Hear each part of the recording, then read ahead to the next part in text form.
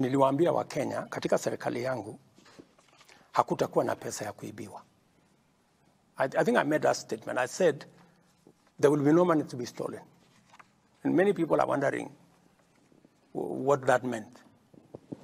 Because what we are doing now, for example, and I will come back to your question, because we are talking about corruption. Yep. How do we put mechanisms in place to stop theft, corruption, pilferage? And I have told you the greatest enabler that is going to make us overcome the challenge of corruption is through digitization. It is the reason why I embarked on digitizing government services. From 350, now we are at 14,000. We were collecting 60 million on e-citizen every day. Today we are collecting 600 million every day. My plan is that by next year, we should be collecting minimum 2 billion shillings on e-citizen every day. What does that do? It stops the corrupt. It stops people stealing. It stops pilferage. And for your information, let me just give you a statistic. KWS, right? Their budget for a whole year was 4.3 billion, but given them actually a budget of 4.5 billion.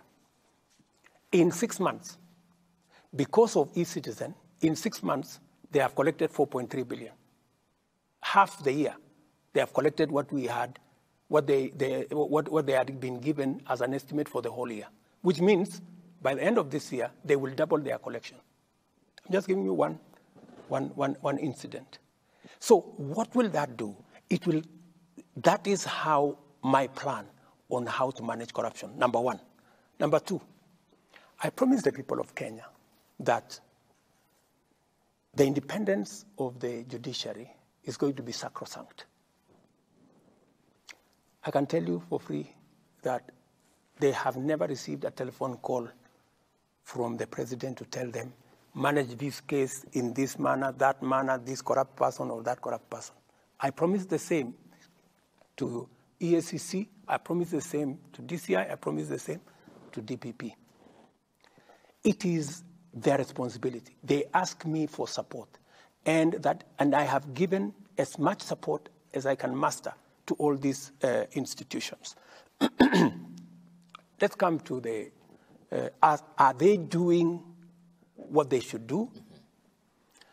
It is not for me to judge. It's for the people of Kenya to judge, because they report to us. I am telling them what I can within the separation of powers, that it is our expectation. That's why I'm speaking publicly, in public fora, to tell them, look, you know, the people of Kenya have expectations that those who are corrupt, and if there is anybody who is corrupt, has a matter, and they say, and one of the agencies say, oh, the president told us not to prosecute this person, I would say in public, in front of TV, they should tell me, because I will never do such a thing. Coming to Kimwarer,